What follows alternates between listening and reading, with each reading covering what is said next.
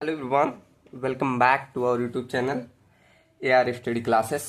सो previous lecture में हमने अपना टू वे स्लैब का क्वेश्चन किया था, जिसको हमने डिटेल में एक क्वेश्चन देखा था। ठीक, उसके बाद आज हम अपना टॉपिक करने वाले हैं कंटिन्यूअस स्लैब। और हमारा सिलेबस में देखा जाए तो दिया है कंटिन्यूअस टू वे स्लैब का ही हमें पढ़ना है। ठीक, तो चलो, वैसे सारे स्टेप मतलब टू वे के ही है, बस कंटिन्यूअस होने के कारण इसमें जो डिफरेंस है वो मैं अभी बता दे रहा हूँ। देखो, अब क्या डिफरेंस है वो देख लो, उसके बाद क्वेश्चन कराऊंगा, आपको खुद मालूम चल जाएगा। जैसे ये मान लो एक प्रकार का कंटिन्यूअस बीम है, ऐसे कंटिन्यू कर दे रहा हूँ। ठीक, तो इसमें क्या होता है कि जैसे बेंडिंग होती है हमारी, तो हम जब इसका बेंडिंग मोमेंट डायग्राम बनाते हैं तो एक पॉजिटिव बेंडिंग मोमेंट डायग्राम बनता था, एक निगेटिव। ठीक, तो जब आपका कंटिन्यूअस बीम रहेगा तो वहां पर आपको इस पॉजिटिव बेंडिंग मोमेंट के लिए बेंडिंग मोमेंट निकालना पड़ेगा और निगेटिव के लिए भी निकालना पड़ेगा। ठीक, मतलब कि इसके लिए आपको अल्फा एक्स पॉजिटिव भी निकालना है, अल्फा एक्स निगेटिव भी निकालना है। अब ये कैसे निकालेंगे, तो उसके लिए देखो आईएस कोड मैंने प्रिंट आउट भी निकलवा दिया। तो यहाँ पर अब आईएस कोड में आप जाएंगे पीछे पेज नंबर 91 पे। देखो, ये रहा पेज नंबर 91। तो यहाँ पर आपको दिख जाएगा, जैसे अगर लिखा है इंटीरियर, जैसे negative moment and continuous edge पे, positive moment and mid span. अब उसमें जैसे बहुत सारे रहेंगे तो नेमिंग सबका लिखा है, जैसे ये कंटिन्यूअस एज पे और ये मिड स्पैन इसे बोलेंगे। और दिख रहा है, देखो कंटिन्यूअस एज किसे बोलेंगे, इस किनारे वाले एज को कंटिन्यूअस एज, और इस मिड स्पैन मतलब पॉजिटिव के लिए मिड स्पैन यूज कर रहा। तो इसके लिए ऐसे देखो, निगेटिव के लिए सॉरी निगेटिव के लिए निगेटिव और पॉजिटिव के लिए पॉजिटिव, ऐसे सबका दिया है। अगर मतलब कितने भी किनारे रहे, 3, 4, 2, जितने भी आपके कंटिन्यूअस में मतलब बहुत सारे हो सकते हैं, तो ऐसे सारा दिया गया। ठीक, हालांकि जो क्वेश्चन हमारा है वो इसी में हो जाएगा, पहले वाले में जो हम लिए हैं।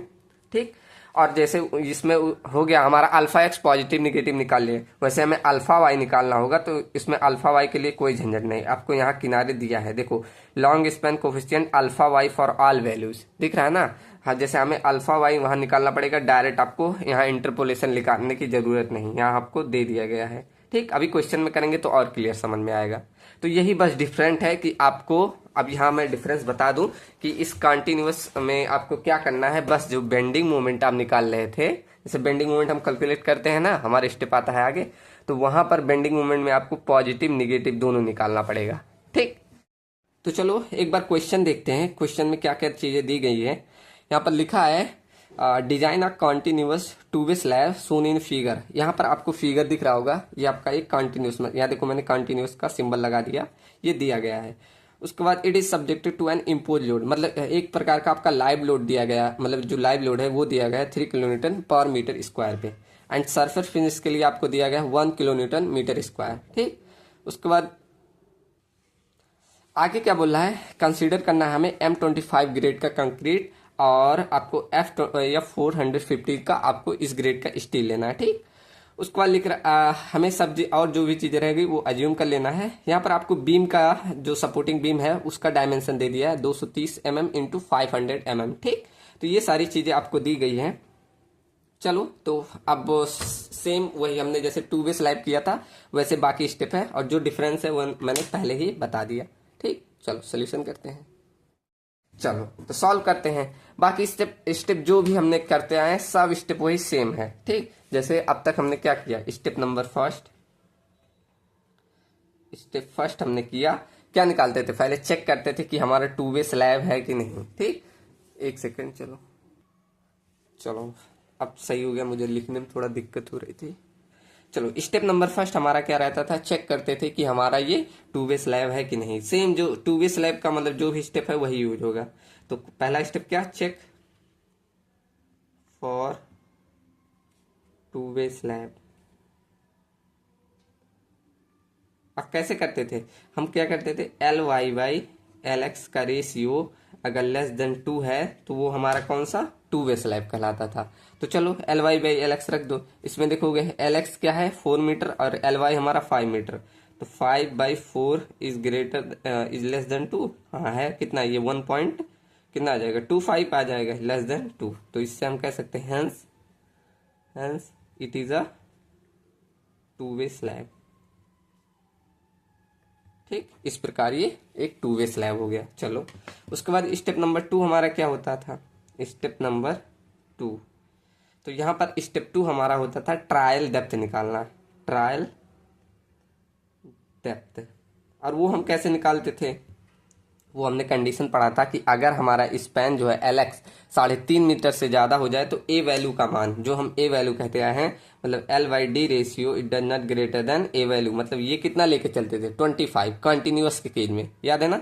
तो कॉन्टिन्यूअस के केस में हम कितना लेंगे 25 रख दो। चलो तो एल का मान हमें मालूम है, यही हम एक्स वाला लिखते हैं, कितना है 4 मीटर, इसको mm में बदल लो, कितना हो जाएगा 4000 mm डिवाइड बाई डी हम निकालना है, इधर नॉट ग्रेटर देन 25, तो डी की वैल्यू यहाँ से कितनी आ जाएगी 4000/25 निकाल लो। तो यहाँ आप 4000 को 25 से जब डिवाइड करेंगे तो ये आ जाएगा 160 के करीब, ठीक। तो यहाँ से डी मिल गया आपको 160 mm। अब यहाँ से डी की वैल्यू मालूम चलेगी। अब ये तो हमें डी प्रोवाइडेड है, अब कुछ अब इससे ज्यादा ही आप हमेशा लेके चलेंगे, हमने बोला है, ठीक। तो यहाँ डी को आप कुछ ज्यादा, आप जितना मन कहे उतना एज्यूम कर सकते हैं, ये आप पे डिपेंड करता है। चलो मैं कितना एज्यूम कर लूँ, डी बराबर 200 mm, ठीक। अब मैं वहाँ क्वेश्चन में नहीं देख रहा हूँ कि कितना लिया गया, ये मैं क्वांटम से लिया हूँ, अगर आप क्वांटम से मैच कराएंगे तो उसमें दूसरा भी ले सकता है, ठीक। तो अपने हिसाब से आप एज्यूम कर सकते हैं, मैंने 200 एज्यूम कर लिया, ठीक। अब यहाँ से आप कैपिटल डी भी निकाल सकते हैं। अब कैपिटल डी के लिए हमें कवर चाहिए और कवर हमारे क्वेश्चन में दिया नहीं है, अब देखेंगे तो कवर हमारा दिया ही नहीं है, ठीक। तो यहाँ से हम कवर क्या करते हैं, कवर भी एज्यूम कर लेते हैं, कितना, चलो मैं एज्यूम कर रहा हूँ 20 mm हम कवर एज्यूम कर ले रहे हैं, कितना 20 mm कवर, ये हम एज्यूम कर ले रहे हैं, ठीक। तो यहाँ से हमारा क्या आ जाएगा, एज्यूम कर लिया हमने, तो यहाँ से कैपिटल डी बराबर डी प्लस डी नॉट होता है, तो कैपिटल डी निकल जाएगा 200 प्लस में 20 mm, तो यहाँ से आ जाएगा 230 mm, ठीक। चलो यहाँ से हमने कैपिटल डी निकाल दिया। अब हमारा यहाँ से पहला सेकंड स्टेप हो गया। अब हम पढ़ते हैं स्टेप नंबर 3। स्टेप 3 हमारा होता है इफेक्टिव लेंथ।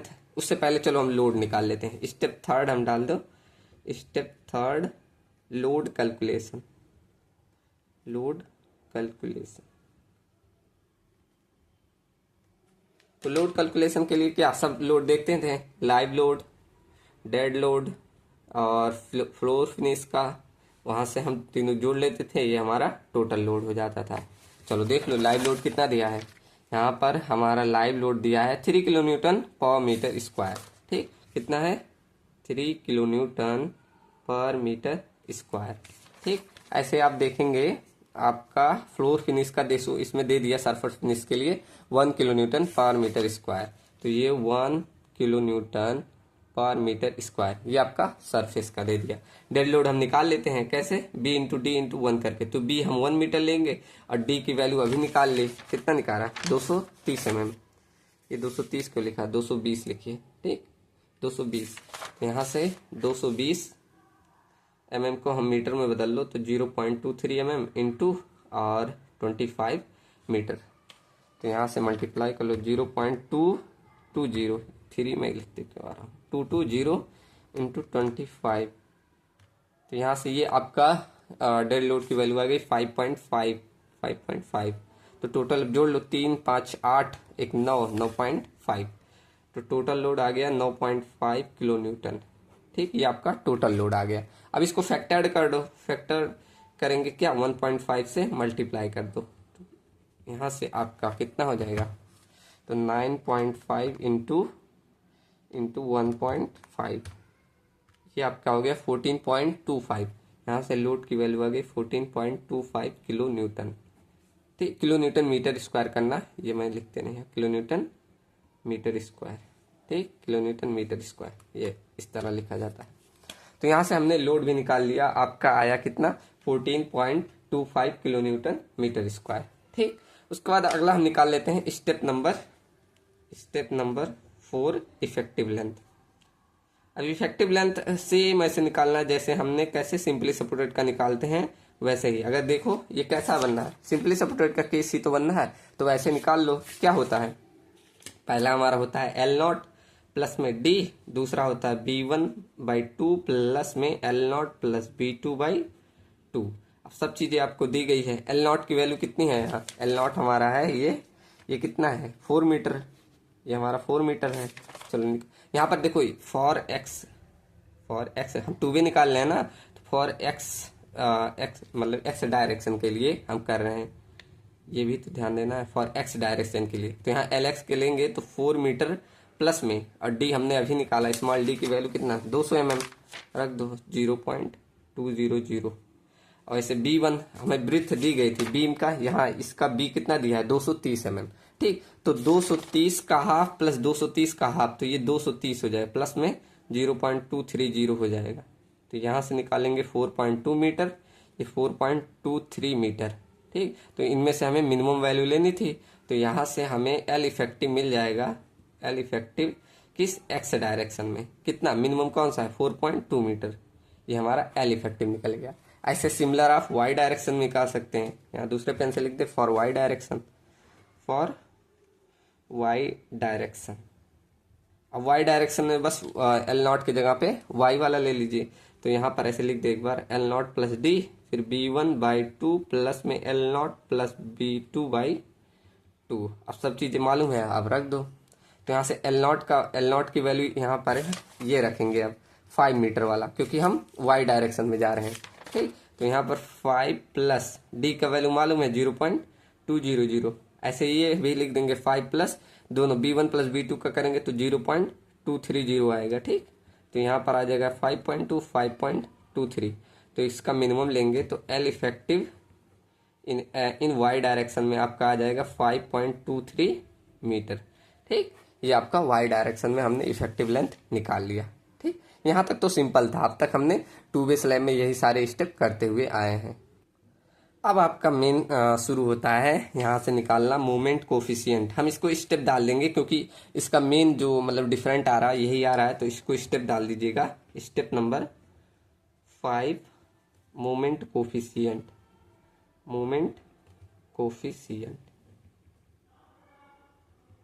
ठीक, चलो समझ में आ रहा ना। अब हम मोमेंट कोफिशिएंट निकाल रहे हैं। अब मैंने बोला था कि हमें पॉजिटिव निगेटिव दोनों निकालना है। अब जैसे यही मैं बीम लूं, अगर तो दूसरा पेन दिखाऊं रेड वाला, देखो यही बीम लूं, अब ये जब बेंड करेगी तो कुछ ऐसे इसका बेंडिंग मोमेंट डायग्राम बनेगा, यहाँ पर निगेटिव और यहाँ मिड स्पैन पे पॉजिटिव। ठीक, तो मतलब एक्स डायरेक्शन में एक बार कॉन्टिन्यूअस एज पे देखेंगे, यहाँ पर कॉन्टिन्यूअस एज तो यही है, कॉन्टिन्यूअस एज पे निगेटिव और मिड स्पैन पे पॉजिटिव आ रहा है। ठीक, तो समझ में आ रहा है ना। तो एक बार हम निगेटिव वाला निकाल लेते हैं। फर्स्ट निकालेंगे अल्फा एक्स फॉर निगेटिव के लिए। ठीक, पूरा लिखेंगे फॉर निगेटिव, यहाँ मतलब आप लिख सकते हैं कि कौन सा निकालना है, अल्फा एक्स निकालना है, अल्फा वाई निकालना है। ठीक, तो यहाँ पर ऐसे डाल दीजिएगा अल्फा एक्स, अभी हम कैलकुलेट कर रहे हैं। तो यहाँ लिखेंगे फॉर निगेटिव, पूरा लिखेंगे फॉर निगेटिव मोमेंट एट कौन से एज पे, कॉन्टिन्यूअस एज पे हम है। ठीक, कॉन्टिन्यूअस एज पे मतलब किनारे पे। अब ये वाला किनारा आपको कहाँ दिख रहा है, ये किनारा कॉन्टिन्यूअस एज मतलब यहाँ से कंटिन्यू किया है, और यहाँ पर हमारा कौन सा निगेटिव मोमेंट आ रहा है। ठीक, हमने देखा था सपोर्ट पे हमारा कौन सा निगेटिव मोमेंट ही आता है, तो इस प्रकार यहाँ निगेटिव वाला निकलेगा। चलो, तो इसके लिए अब पहले तो हमें देखना पड़ेगा L Y by L x का रेशियो। क्या, L Y by L x का ratio, L Y by L x का रेशियो, वो भी इफेक्टिव वाला। ठीक, तो एल वाई का मान हमने अभी निकाला कितना 5.23। ऐसे हमने एल एक्स का निकाला 4.2 मीटर, तो इसको रख दो, डिवाइड करेंगे 5.23 डिवाइड बाई 4.2, तो यहाँ से वैल्यू आ रही 1.24 के करीब। कितना 1.245, इसे अप्रोक्सीमेट आप लेके चलेंगे 1.25 लेके चलेंगे। ठीक, अब इसी के लिए आप क्या निकालेंगे, अल्फा एक्स निकाल लीजिए। चलो निकाल लेते हैं। अब अल्फा एक्स के लिए यहाँ पर मैं एक चार्ट बनाऊं, ऐसे हम चलेंगे 1.2, देखो किसके 1.2 और 1.3 इनके बीच में ही आएगा ना, इनके बीच में 1.2 और 1.3 इसके बीच में आएगा। यहाँ पर हमें निकालना है 1.25 का मान, यही निकालना है। अब इन दोनों का मान आप कहाँ से देख लेंगे, इस वाले अपने IS कोड से। देखो 91 पेज नंबर पे जाएंगे, ये रहा 91 पेज नंबर। अब यहाँ पर पहला ही आपका देखो इंटीरियर पैनल लिखा है negative moment at continuous edge पे। अब इसके लिए आप जाएंगे negative moment at continuous edge पे 1.2 और 1.3 के लिए। तो यहाँ पर कितना वैल्यू है 0.043 और 0.047। यही वैल्यू लाकर यहाँ पुट कर दो। कितना है 0.043 और 1.3 के लिए है 0.047 और हमें यही निकालना है। ठीक, अब आपको मैंने बताया है इंटरपोलेशन, अब इंटरपोलेशन लगा दो, निकाल लो। ठीक, लगा देते हैं एक बार फिर से। क्या करते हैं इंटरपोलेशन में, जिस पे निकालना उसके ऊपर वाला प्लस करो, 0.043 प्लस इन दोनों का डिफरेंस, तो 0.047 माइनस का 0.043, ठीक, अपान में इन दोनों का डिफरेंस, तो 1.3 माइनस का 1.2 इंटू करते हैं क्या इन दोनों का डिफरेंस 1.25 माइनस का 1.2। सबको इंटरपोलेशन आता है ना, हमने कई बार किया है ये। तो यहाँ से अल्फा एक्स आपका निकल जाएगा निगेटिव के लिए, कितना जोड़ लो 0.043, पहले ब्रैकेट वाला सॉल्व कर दे, तो 0.047 माइनस का 0.043 डिवाइड बाई 1.3 माइनस का 1.2। ठीक, ये इतना आया, इंटू कर दे 1.25 माइनस 1.20, ये इतना हो गया, प्लस आगे वाला छोड़ा था 0.043। तो ये आपका मान आ रहा है 0.045, कितना 0.045। ठीक, ये आपका आ गया अल्फा एक्स की वैल्यू, अल्फा एक्स आ गया 0.045। वो भी ध्यान रहे कौन सा वाला, for negative moment at continuous edge पे। अब हम निगेटिव के लिए निकाल लिए, अब हमारा पॉजिटिव मिड स्पैन पे आ रहा है, तो आप मिड स्पैन पे भी निकालेंगे। ठीक, तो यहाँ पर सेकंड हम अल्फा एक्स निकालेंगे कहाँ पर, मिड स्पैन पे, और भी पॉजिटिव के लिए। तो ऐसे लिखेंगे for positive moment, for positive moment at mid span. ठीक, तो निकाल लो। अब सिंपल है, अब तो आपको मालूम है यहाँ से वैल्यू कैसे लेना है। L Y by L x का तो मान चेंज नहीं होगा, वही रहेगा, मतलब यहाँ से ये वाली वैल्यू तो 1.2 और 1.3, और यहाँ पर L Y by L x का मान तो वही आएगा, कितना 1.25 के करीब। यहाँ निकाल लो मान। अब यहाँ देखो पॉजिटिव मोमेंट के लिए उसके नीचे वाला मान लेना है, for positive moment at mid span. आपको पता नहीं दिख रहा होगा कि नहीं, आप लोग अगर आई स्कूल लिए होंगे तो देखिएगा। ठीक, तो वहां पर जाएंगे नीचे इसके मान, तो 1.2 के करीब मान है 0.032। ऐसे आपका इस पे है 1.3 पे 0.036। ठीक, ये आपका आ जाएगा। अब आप इंटरपोलेशन लगा के यहाँ पर निकाल सकते हैं, लगा दो इंटरपोलेशन। क्या करते हैं, इसके ऊपर वाला मान लेंगे जहां पर ज्ञात करना हो, जैसे क्वेश्चन मार्क के ऊपर वाला कितना 0.032, इसको जोड़ लेते हैं, फिर इसका डिफरेंस करते हैं कितना 0.036 प्लस में 0.03, सॉरी प्लस लगा दिया, निगेटिव करो यहाँ 0.032 अपान में इन दोनों का डिफरेंस, इसका कैसे 1.3 माइनस 1.2, उसके बाद जहां ज्ञात करना हो इनटू में 1.25 माइनस का 1.2। अब वैल्यू निकाल लो, अल्फा एक्स यहां से भी निकल के आएगा। अब कितना आया देखो, 0.036 माइनस का 0.032, ठीक, डिवाइड बाई 1.3 माइनस का 1.2, यहाँ से इतना आया, इंटू कर दो 1.25 माइनस 1.2, ये यहाँ से इतना आ गया। अब इसमें जोड़ दो 0.032, तो यहाँ से इसका मान आ गया 0.034, दिख रहा है ना 0.034, यहाँ से आ गया 0.034। ठीक, यहाँ से ये अल्फा एक्स आ गया। अब मैंने बोला था आपको अल्फा वाई का मान निकालने की जरूरत ही नहीं, क्यों, हमारा IS कोड ने डायरेक्ट वैल्यू दे दी है। तो यहाँ लिखेंगे फॉर अल्फा वाई। ठीक, अब दो केस इसके भी बनेंगे। फर्स्ट बनेगा negative bending moment, negative bending moment at continuous edge, और सेकंड आपका बनेगा positive bending moment at mid span. ठीक, कौन से? मिड स्पैन पे। अब मैंने यहाँ डायरेक्ट लिख दिया ना। अब यहाँ देखो डायरेक्ट आपको यही वैल्यू लेनी है। यहाँ क्या लिखा है? Long span coefficient. दिख रहा है कि नहीं? मैं जूम करूँ, देखो देखो देखो क्या लिखा है? Long span coefficient alpha y for all values, सभी वैल्यू के लिए। L Y by L x ratio. देखो आपको निगेटिव मूवमेंट के लिए यहाँ पर देखो, यहाँ किनारे negative movement at continuous edge के लिए बस यही ले लेना है। निगेटिव के लिए 0.032, मतलब यहाँ पर आपको ले लेना है बस 0.032। और ऐसे आपको positive movement and mid span के लिए ले लेना है 0.024। ठीक, बस यहाँ पर 0.024। यहाँ डायरेक्ट आपको अल्फा वाई के लिए मान दे दिया। ठीक, तो यहाँ पर टेंशन लेने की कोई जरूरत नहीं, मतलब अल्फा एक्स बस इंटरपोलेशन लगाना पड़ेगा, अल्फा वाई आपको मिल जाएगा। अब यहाँ से आप स्टेप नंबर कौन था हमारा? स्टेप नंबर हमारा था 5th, ये 6 डालिए। Step number 6। अब यहाँ पर आप निकालेंगे bending moment and shear force, दोनों निकालेंगे। Bending moment and shear force, सबके लिए स्टेप थोड़े डालेंगे। ठीक, तो यहाँ दोनों कैलकुलेट कर लेंगे। तो फर्स्ट आप कैलकुलेट करें, तो आप चारों के लिए आपको निकालना पड़ेगा बेंडिंग मोमेंट। तो पहला ऐसे लिखेंगे bending moment, maximum bending moment या बेंडिंग मोमेंट दोनों है। ठीक, तो bending moment at continuous edge.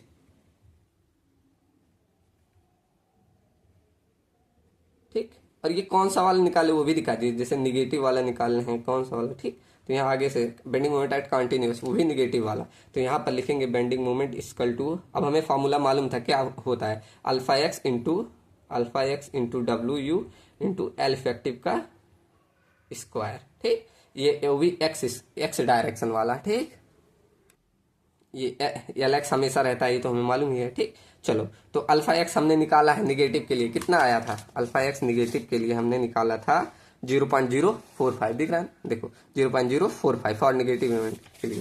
ठीक, तो यहाँ रख दो 0.045 इंटू, अब लोड हमने निकाला था, फैक्टर लोड की वैल्यू कितनी निकाली थी? फैक्टर लोड हमने निकाला था 14.25, रख दो 14.25 into L effective x direction में, अगर ध्यान है आपको 4.2 निकाला था। अब इसका स्क्वायर कर दो, तो यहाँ से आपका बेंडिंग मोमेंट निकल जाएगा। कितना आएगा देख लो, 0.045 इंटू फैक्टर लोड 14.25 इंटू 4.2 का स्क्वायर, तो यहाँ से आ गया 11.31 किलो न्यूटन मीटर। ये आपका बेंडिंग मोमेंट आ गया। ठीक, ऐसे आप सबके लिए निकाल लेंगे। सेकेंड आप ऐसे निकालेंगे bending moment at mid span. ठीक, ये भी पॉजिटिव के लिए, आप पूरा ऐसे लिखिएगा, मैं शॉर्ट में लिख दे रहा हूँ। ठीक, चलो तो बेंडिंग मोमेंट इक्वल टू क्या हो जाएगा यहाँ, अल्फा एक्स इंटू डब्ल्यू यू इंटू एल इफेक्टिव का स्क्वायर। अब यहाँ अल्फा एक्स के मान पे क्या आप पॉजिटिव वाला रखेंगे, तो पॉजिटिव वाली वैल्यू हमने अभी ऊपर ही निकाली, कितने 0.034। तो यहाँ रखो कितना 0.034 इंटू फैक्टर लोड तो वही रहेगा 14.25 इंटू एल एक्स का स्क्वायर, मतलब 4.2 का स्क्वायर। रख दो कितना माना है 0.034 इंटू का 14.25 इंटू 4.2 का स्क्वायर। तो यहाँ से मान आपका इसका आ गया 8.54। तो यहाँ से बेंडिंग मोमेंट इसका है 8.54 किलो न्यूटन मीटर। ठीक, चलो तो यही आपका अलग एक स्टेप था। अब उसके बाद तो आप सब निकाल सकते हैं। थर्ड आप निकालेंगे ऐसे फॉर वाई डायरेक्शन के लिए, फॉर वाई डायरेक्शन के लिए। ठीक, तो वहां पर आप लगा दे फर्स्ट किसके लिए, bending moment at continuous edge. अब यार कॉन्टिन्यूअस एज मतलब हम निगेटिव वाला निकालना है। ठीक, तो वहां पर कितना मान हो जाएगा, तो बेंडिंग मोमेंट इक्वल टू यहाँ बस आप अल्फा वाई लिख लो इंटू डब्ल्यू यू, और ये हमारा ध्यान रखे एल एक्स का स्क्वायर, एल इफेक्टिव चाहे लिखे एल इफेक्टिव एक्स डायरेक्शन का स्क्वायर। ठीक, चलो तो अल्फा वाई का मान क्या कितना था निगेटिव के लिए 0.032, कितना 0.032 इंटू फैक्टर लोड तो वही रहेगा 14 कितना है 25, और एल एक्स तो वही रहेगा 4.2 का स्क्वायर। तो इसके लिए देख लो कितना आया 0.032 इंटू 14.25 इंटू 4.2 का स्क्वायर। तो ये आपका आ गया 8.04 किलो न्यूटन मीटर। ठीक, तो ये थोड़ा सा यही बस अलग था। अब आप लोग सब निकाल ही सकते हैं। अब ऐसे फोर्थ वाला भी निकाल लीजिए। फोर्थ वाला क्या, पॉजिटिव, हम क्या निकाले, positive bending moment at mid span, at mid span. ठीक, चलो तो यहाँ पर कुछ नहीं, बस अब बेंडिंग मोमेंट इक्वल टू क्या, अल्फा वाई इंटू डब्ल्यू यू इंटू एल एक्स का स्क्वायर। तो इसके लिए लास्ट में मिड स्पैन के लिए कितना था, इसके लिए था आपका 0.024, तो ये आ गया 0.024 इंटू 14.25 इंटू एल एक्स हमारा 4.2 का स्क्वायर। यहाँ से निकाल लो इसका मान, तो इसका मान अब आ जाएगा 0.024 इंटू 14.25 इंटू 4.2 का स्क्वायर। तो यहाँ से ये आ जाएगा 6.03, तो ये आ जाएगा 6.03 किलो न्यूटन मीटर। ठीक, यहाँ से आपका बेंडिंग मोमेंट निकल गया। ऐसे आप सबके लिए हमने निकाल लिया। अब लास्ट मैंने सीयर लिखा था, तो सीयर भी निकाल लो। सीयर, अब shear as a simply supported खान निकलेगा कैसे, वी यू इक्वल टू क्या, डब्ल्यू u into L effective upon 2, यही तो होता था। तो डब्ल्यू यू के वैल्यू मालूम है, एल इफेक्टिव भी मालूम है, सब रख दो। तो डब्ल्यू यहाँ एक्स डायरेक्शन वाला रखो। ठीक, तो डब्ल्यू यू का मान कितना था हमारा 14.25 इंटू एल एक्स का मान तो 4.2 अपॉन 2। तो यहाँ से आपका आ जाएगा ये 14.25 इंटू 4.2, ये डिवाइड बाई 2। तो यहाँ से आ गया कितना, 29.92 किलो न्यूटन मीटर। ठीक, ये आपका शियर फोर्स आ गया। चलो यहाँ से हमने बेसिक सब निकाल लिया। अब यहाँ से आप क्या कर सकते हैं, अगला स्टेप हमारा क्या होता था कि डेप्थ को हम चेक करते थे, चेक फॉर ट्रायल डेप्थ। तो स्टेप डाल देना, स्टेप नंबर कौन सा हो जाएगा, चलो कुछ होगा, स्टेप नंबर डाल दो, 6 होगा या 7 होगा, चलो ठीक। तो check for trial depth, check for trial depth, जो हमने डेप्थ रखा है उसे हम चेक कर लेते हैं। ठीक, तो एक के लिए बस चेक कर लो। तो डी बराबर, अब क्या फॉर्मूला होता है, डी बराबर M u upon Q into B, यही होता है ना। अब यहाँ एम यू की वैल्यू कोई रख दो, चलो पहला वाला एकदम रख देते हैं। तो एम यू हमारा फर्स्ट कितना निकालता है, एम यू हमारा मतलब बेंडिंग मोमेंट, पहला कितना हम निकाले हैं, सबसे पहला वाला ही रख देते हैं। कितना, देखो 11.31, यही वाला रख के एक रख के चेक कर लो, एक सही है तो मतलब सब सही है। तो 11.31 इंटू 10⁶ अपान क्यू का मान हम लेते हैं। तो क्यू कैसे निकलता है, ग्रेड के आधार पर। ग्रेड हमारा शायद 415 दिया है, कितना 415, एफई 415। ठीक, तो यहाँ पर ग्रेड की वैल्यू हम हो जाएगी कितना 415। तो इसके आधार पर कैसे निकालते थे, 415 के लिए 0.134 इंटू एफ सी के। चलो तो निकाल लो क्यू का मान। तो एफ सी के का स्थान पे 25 रखेंगे, क्योंकि हमें ग्रेड 25 ही दिया है। देखो एम 25 दिया है, ठीक, यहाँ 25 रखें, 0.134 इंटू 25। अब ये वैल्यू यहाँ रख दो, 0.134 इंटू 25। और यहाँ बी का मान हम हमेशा स्लैब के लिए 1 मीटर लेके चलते हैं, तो एमएम में लिखेंगे तो 1000 mm। चलो डिवाइड करके निकाल लो, अंडर रूट में कितना 11.31 इंटू 10⁶। अब नीचे आ जाओ, 0.134 इंटू 25 है, ये 25 रहेगा, 24 लिखते हैं, इंटू 1000। अब ये जो मान आएगा यहाँ से देखो, डी हमें जो रिक्वायर्ड था वो 58 mm, मतलब अप्रॉक्सीमेट 59 mm। तो यहाँ से डी का मान हमारा आ रहा है 58.9 mm। ये हमारा रिक्वायर्ड था, रिक्वायर्ड। और हमने डी प्रोवाइड कितना किया है, डी प्रोवाइड हमने किया है 200 mm शायद ना, 200 mm ही देख ले एक बार, हाँ 200 mm ही प्रोवाइड किया। डी प्रोवाइडेड हमारा कितना है 200 mm है। तो यहाँ से आप देखेंगे कि डी प्रोवाइडेड की वैल्यू ज़्यादा है डी रिक्वायर्ड से, तो मतलब हमारा डिज़ाइन ओके है, डिज़ाइन ओके, कम नहीं होना चाहिए। ठीक, तो यहाँ से हमारा डिज़ाइन ओके है, कोई प्रॉब्लम नहीं है। अब यहाँ से आप अगला क्या स्टेप होता है, ट्रायल डेप्थ निकालने, उसके बाद हम निकाल लेते हैं एस्टिमेट। आप और भी चाहें तो और भी चेक कर लें, एक को दिखा दिया बहुत है। ठीक, चलो अब अगला स्टेप डालते हैं, स्टेप नंबर 8। अब स्टेप 8 में हम निकाल लेते हैं area of main reinforcement, area of main reinforcement. अब मैं एक ही निकालूंगा और सब आप चाहे तो निकाल लेना, ठीक, क्योंकि बहुत टाइम लग जाएगा। तो एरिया ऑफ मेन रेइंफोर्समेंट निकाल लेते हैं। ठीक, तो उसके लिए हमने फॉर्मूला बताया था क्या, AST मेन के लिए मैंने बताया था, AST मेन के लिए क्या 0.5 FCK अपॉन FY ब्रैकेट में 1 माइनस फिर अंडर रूट में 1 माइनस 4.6 MU। अब किसके लिए निकाल रहे, एक्स के लिए हम निकाल दे रहे हैं, तो MU x अपॉन क्या निकल FCK BD square, FCK BD square bracket 1 B into D. सबको फॉर्मूला याद है ना। ठीक, अब सारी वैल्यू रख के आप निकाल लेना उसके। चलो मैं निकाल दे रहा हूँ, कितना टाइम अभी 29 मिनट हुआ। चलो निकाल ले रहे हैं कितना 0.5 इंटू एफ सी का मान कितना 25 अपन 415, सही से लिख दो 25 अपन 415 ब्रैकेट में 1 अपान में 1 माइनस 4.6 इंटू। अब MUX मोमेंट एक ही, यही फर्स्ट वाला ले ले रहे हैं। ठीक, आप सबके लिए चाहे सबके लिए निकाल सकते हैं। ठीक, तो यहाँ पर हम फर्स्ट वाला ही 11.31 किलो न्यूटन मीटर है इंटू 10⁶ कर दो। ठीक, अपॉन FC के 25 इंटू बी का मान 1000 ले लो इंटू डी हमने निकाला है 200 mm का स्क्वायर अपॉन 1000 इंटू डी हमारा है 200 mm 200। अब यहाँ से AST मेन हम निकाल लेंगे, कितना है आया, सब कैलकुलेट करो देखो कितना आ रहा है।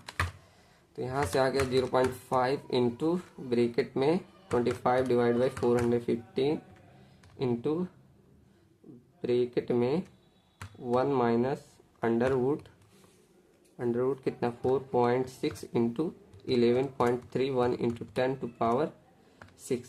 ठीक, ये आ गया 25 इंटू 1000 इंटू 200 का स्क्वायर, ये इतना आया इंटू 1000 इंटू 200। अरे नहीं गलत कर दिया कहीं क्या, ये 1000 इंटू 200 फिर से करते हैं एक बार। 0.5 इंटू 25 इंटू 415 सॉरी ये इंटू लिख दिया था ना, 0.5 इंटू 25 डिवाइड बाई 415। ठीक, उसके बाद ब्रैकेट लगा के इंटू 1 माइनस अंडर रूट ये 2 बार 1 माइनस रहता है, 1 माइनस फिर अंडर रूट में 1 माइनस फिर अंडर रूट में 1 माइनस। अब यहाँ ब्रैकेट लगाओ 4.6 इंटू 11.31 इंटू 10⁶, नीचे 25 इंटू 1000 इंटू 2000 का स्क्वायर, 2000 का स्क्वायर ये आया। अब यहाँ से इंटू करो 1000 इंटू 200, ये एरिया आपका आया 158.79। अब सही है थोड़ा, ठीक 158 थोड़ा नहीं पूरा सही है 158.79 mm स्क्वायर, ये आपका AST में। एक सेकेंड, चलो तो यहाँ से हमने AST मेन निकाल लिया। अब AST मेन की वैल्यू बहुत कम आई है तो AST मिनिमम भी देख लेते हैं, कहीं मिनिमम से कम रहेगा तो हमें मिनिमम प्रोवाइड करना है। ठीक, ये समझ में आया ना, AST मेन तो सब निकालना ही जानते हैं। अब निकालते AST मिनिमम। अब AST मिनिमम कैसे निकालते हैं, 0.12% ऑफ क्रॉस सेक्शन एरिया, ऐसे ही निकालते हैं ना। तो 0.112 upon 100 into cross section area B रख दो, बी हमारा 1000 इंटू कैपिटल डी। अब कैपिटल डी की वैल्यू हमने 220 मानी थी तो यहाँ 220 रख दो, ये 2 0 से 2 0 गया।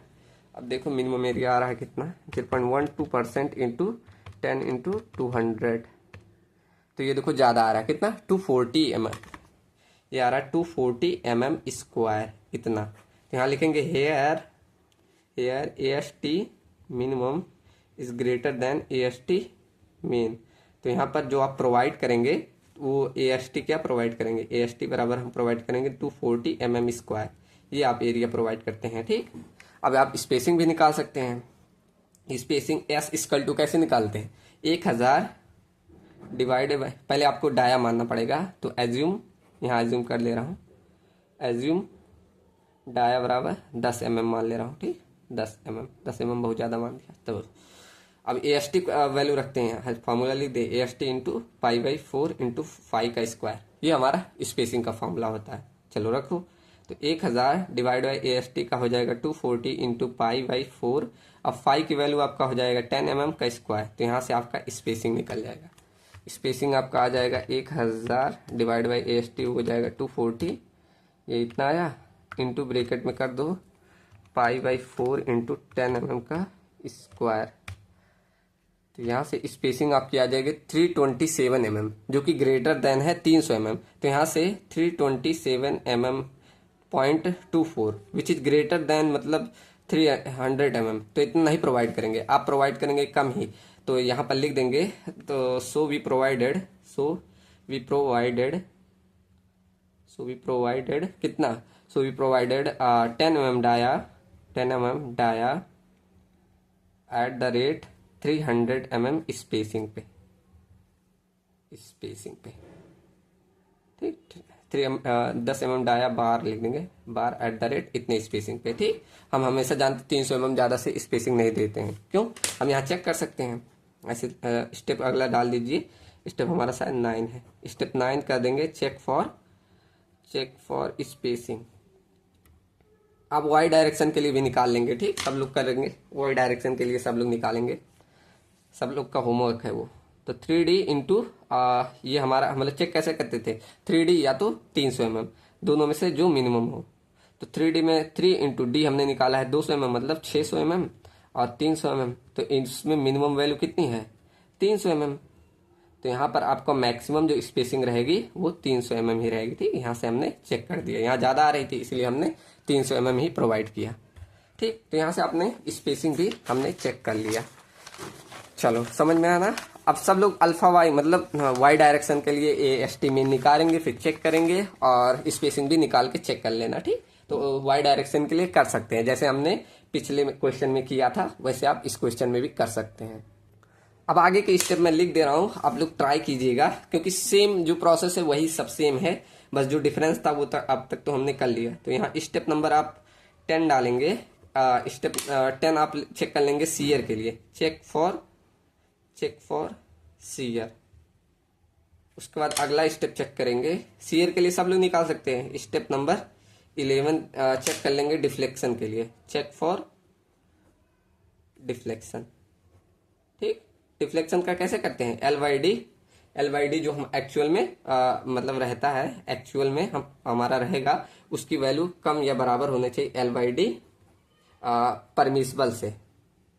परमिसिबल। ठीक, कैसे, ये देखो ये 2 मिनट लगेगा मैं बता दूं कैसे। L बराबर जो हमने प्रोवाइड किया था कैसे 400 mm मतलब sorry 4000 mm divide by D हमने कितना निकाला 200, ये हमारा एक्चुअल आ जाएगा और ये होना चाहिए 25 से कम। तो यहाँ डिवाइड करेंगे कितना आ जाएगा 20 ही आएगा, 4000 डिवाइड बाई 200 20 तो आएगा। ठीक, तो यहाँ से देखो 20 और ये लेस देन है 25, मतलब यहाँ भी हमारा कोई नो डिफ्लेक्शन, किसी प्रकार का डिफ्लेक्शन नहीं है। ठीक, तो यहाँ से आप डिफ्लेक्शन के लिए भी चेक कर लिए। उसके बाद अगला स्टेप नंबर आप 12 डालेंगे, बस लास्ट स्टेप डिटेलिंग कर देंगे। ठीक, तो डिटेलिंग फॉर 2 वे स्लैब, यहाँ 2 वे स्लैब के लिए आप डिटेलिंग कर देंगे। ठीक, चलो तो आशा करता हूँ सभी लोग को समझ में आया होगा। कॉन्टिन्यूअस स्लैब उतना टफ नहीं था, सब लोग ट्राई कीजिएगा। जो मैंने स्टेप बोले ये सब जैसे पीछे जो समझाया उसी की तरह है। ठीक, इसलिए मैंने स्किप कर दिया। चलो तो कल पढ़ते हैं अपना कैंटिलीवर स्लैब के लिए। ठीक, तो कल एक कैंटिलीवर स्लैब का क्वेश्चन करेंगे, उसके जो भी पॉइंट है वो देख लेंगे। ठीक, चलो तो मिलते हैं कल के लेक्चर में। Thank you so much.